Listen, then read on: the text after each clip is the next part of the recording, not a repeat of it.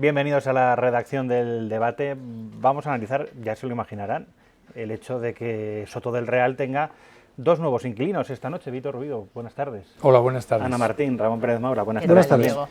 Lo dicho, al final el juez ha decretado prisión para José Luis Ábalos, exsecretario general del Partido Socialista, el segundo que termina Soto del Real de la época reciente. Secretario de Organización. De Organización, no sé general sería Pedro Sánchez. No, perdón, sí, Secretario de Organización. Pero, bueno, yo creo que es una noticia... Tradicional subconsciente. ¿Por qué será? Bueno, yo lo que creo es que a mí me parece que no es solo Ábalos y Koldo los que ingresan en prisión. Yo creo que de alguna manera, metafóricamente, quien está ingresando en prisión es el sanchismo. Es un estilo, una forma de gobernar, de hacer política, que en las personas de Ábalos y de Koldo pasan a entrar en Soto del Real, en un cálculo que ya estaba visto cuando se convocó por parte la petición de la Fiscalía Anticorrupción de la Vistilla de hoy, donde ya se les pedía 24 años a uno y 12, me parece que a otro, ya se sabía que iban a ingresar en prisión. Pero más allá del hecho puntual, digamos, dentro del proceso, insisto, a mí me parece que es un día para que hagamos una profunda reflexión del momento político que vive nuestro país, de deterioro moral, de deterioro de la calidad democrática de nuestro país, de deterioro de las instituciones y, en definitiva, de que el juego político o nos replanteamos, no sé, como un gran pacto para una ola de moralidad, o España, de verdad, la imagen que estamos dando es penosa. Yo creo que se cierra el círculo de la moción de censura. 7 años y medio después, aquel que subió a defender la necesidad de echar a un gobierno corrupto, decía por entonces Ábalos, y la necesidad de que la decencia llegara a la vida pública española, pues esta tarde le vemos ingresar en Soto del Real y, como decía Bieito, es el segundo secretario de organización del PSOE que lo hace y 8 días después de que saliera el anterior, que es Santos Cerdán. Efectivamente, yo creo que esto es el hundimiento del sanchismo por lo que significan ambos, que fueron muñidores primero de las primarias que llevaron a Pedro Sánchez a la Secretaría General del PSOE, después de la moción de censura que lo llevó a la Moncloa, después del primer acuerdo para un gobierno de coalición que firmaron con Pablo Iglesias y después nuevamente a ganar las elecciones. Así que sí, creo que es momento, ya ahora sí, a Pedro Sánchez esto le ha pillado además celebrando un acuerdo entre el Gobierno y los sindicatos para la subida del salario a los funcionarios durante el próximo trienio, y yo creo que además de sonreír en ese acto, pues debe decirnos algo en este momento a los españoles, aunque perdamos la esperanza, porque no creo que lo diga. Yo querría empezar por ser un poco escéptico, por manifestar mi sorpresa por cómo se ha llegado a esta resolución de ingreso en prisión, en el sentido de que yo entiendo que eso se haga en un primer momento del proceso porque se tema que haya destrucción de pruebas y demás. A estas alturas, por más que le hayan pedido 24 años de prisión, si a toda pena que te piden, por alta que sea, implica entrar en prisión, la presunción de inocencia no sé dónde queda. No es que yo crea que sea inocente, pero creo que hay que ver las cosas con un mínimo distanciamiento. Dicho todo eso, esto es, como bien ha dicho Ana, el cierre del círculo, el sanchismo ya ha quedado perfectamente retratado, porque recordemos que él fue secretario de organización antes de que, por los escándalos que le acosaban, tuviera que renunciar, y en su lugar se puso a otro secretario de organización que ha acabado en prisión antes que él.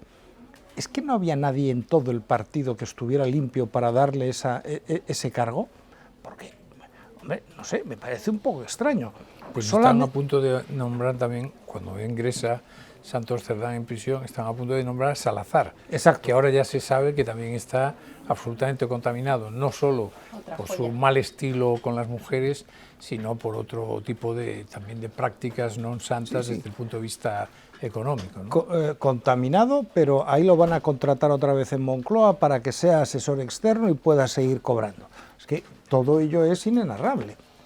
Me parece que hemos llegado al final de la escapada y es que además lo hemos visto en unas pocas horas en lo que ha ocurrido entre el Congreso, Tribunal Supremo y Audiencia Nacional. Aparte del ingreso de Ábalos, de entrada, deja al Gobierno, lo hemos venido contando en el debate, sin ninguna opción de posible mayoría en ninguna votación, estando Junts ya fuera de la ecuación. Hoy se ha visto cómo saltaba por los aires la ficción de que vamos a tener unos presupuestos en 2026 porque el Gobierno no ha sido siquiera capaz de aprobar la senda de estabilidad, los objetivos de deuda y déficit, y es que ni siquiera los ha negociado, porque yo sospecho que no tiene la más mínima intención siquiera de negociar unos presupuestos. Hemos visto también en la Audiencia Nacional declarar a Víctor de Aldama, que hasta ahora es el único que ha pactado con la Fiscalía, y él ha vuelto a apuntar al ahora ministro Ángel Víctor Torres y además ha apuntado a José Luis Rodríguez Zapatero en el rescate de Plus Ultra, que ya no se nos olvida aquella aerolínea.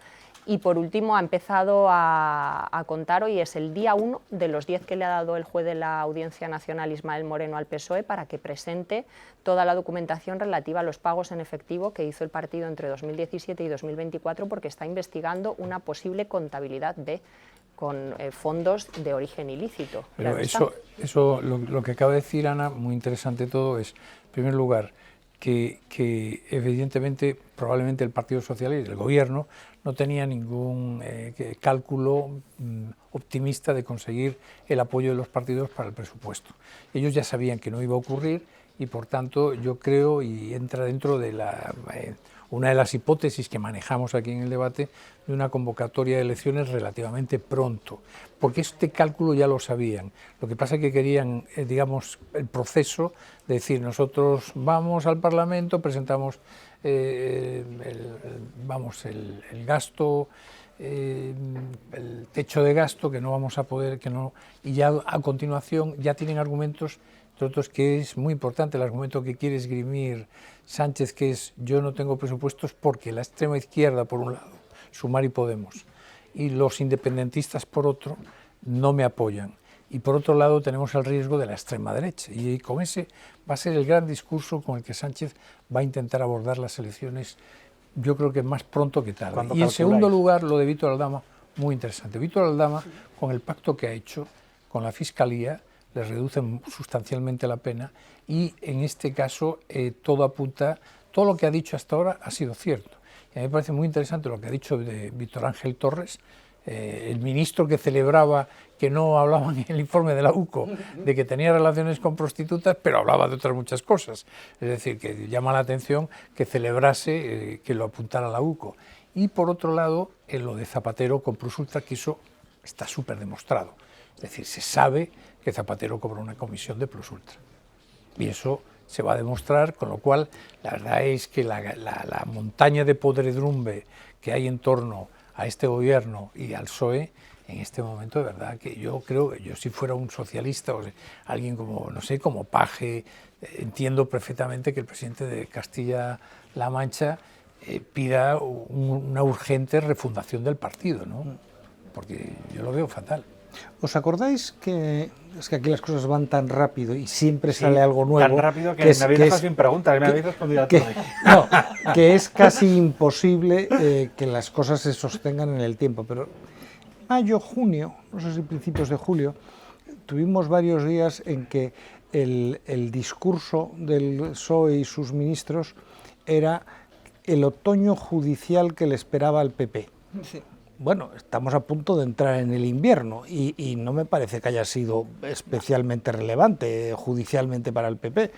Tendrán cosas pendientes, no lo discuto, pero vamos, es que los casos que afectan al PSOE son de tal gravedad que es que a estas alturas pretender sacar algo de los tiempos de Rajoy o de más atrás es que es irrelevante. Nada es comparable con esto.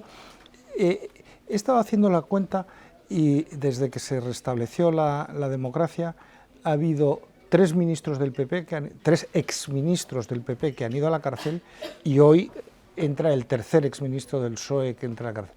Pero este tiene una enorme diferencia sobre todos los demás, que puede parecer menor, pero yo creo que no lo es, que es que este es el único que es diputado en ejercicio. En activo. En activo. Los demás no lo eran desde hacía tiempo, ninguno de ellos. ¿Y por qué seguía siendo diputado por qué sigue siendo diputado en activo? ¿Y qué problemas crea eso ahora? Que vamos a ver cómo el fiel esclavo que tienen al frente de los letrados de las Cortes va a dar una solución rápida en beneficio de los intereses del gobierno. Pues todo lo que hay ahí detrás, claro. ¿Qué puede pasar con ese diputado en el Congreso? Bueno, pues como digo, si es que no pueden, ya el desmarque de Junts complicaba mucho las cosas, pero bueno, todavía Junts, después de anunciar ese bloqueo de la legislatura, hasta ahora absteniéndose en las votaciones, digamos, que se dirimen por mayoría simple, es decir, leyes ordinarias y convalidación de decretos leyes, aun con la abstención de Junts, el Gobierno tenía una posibilidad de sumar 172, que es uno más de los que suman PP, Vox y UPN, es decir, uno más que el bloque del no. El problema es que ese voto 172 es el de Ábalos. Y Ábalos, lo ha dicho por activa y por pasiva, no piensa ni siquiera entrando en prisión renunciar a su escaño, pero se le suspenden sus derechos y deberes como diputado, es decir, a partir de ahora no puede votar. Es decir, el Gobierno no está en condiciones de ganar ni una sola votación, salvo en el supuesto de que Junts votara a favor, que a día de hoy no parece el caso. Hasta ese punto se le complican las cosas al Gobierno, es que es un hundimiento por capítulos, y es que ya no hay salida a esta situación. Vamos a terminar esta mesa de análisis con dos cuestiones muy breves de futurología, como siempre hacemos también.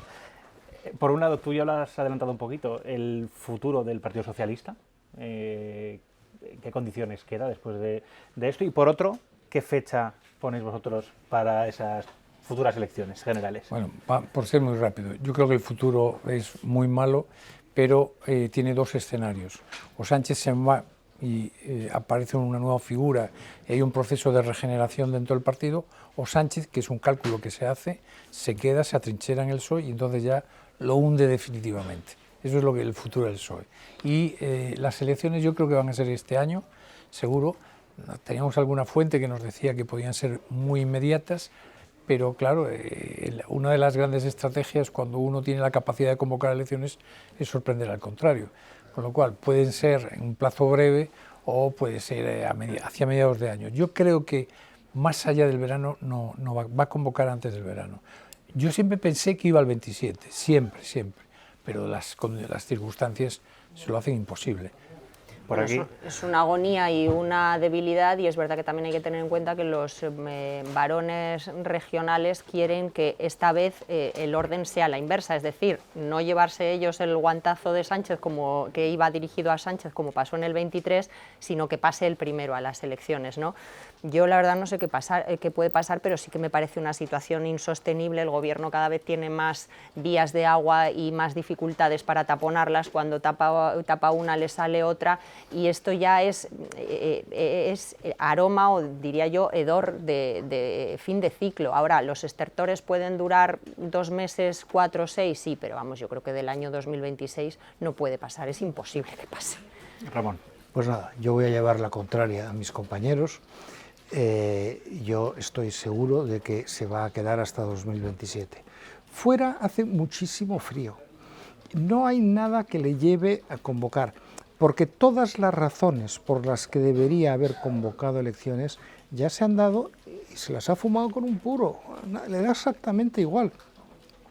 Si hoy ha sido derrotada el tope de gasto y no convoca elecciones, ¿qué queréis que ocurra para que convoque elecciones? Vamos, hay una posibilidad, claro, que es que un día aparezca la UCO en Moncloa y se lo lleve desposado. Entonces, pues a lo mejor hay que convocar elecciones.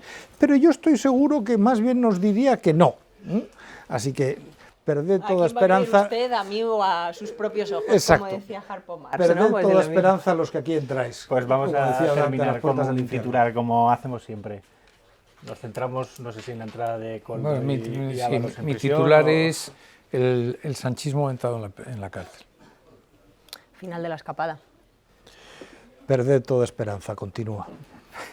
Pues muchas gracias a los tres. Después de esta clase de futurología, ya saben, casi siempre acertamos con el futuro, pero con lo que acertamos y les contamos estupendamente es el presente, así que no se separen del debate. Muchas gracias.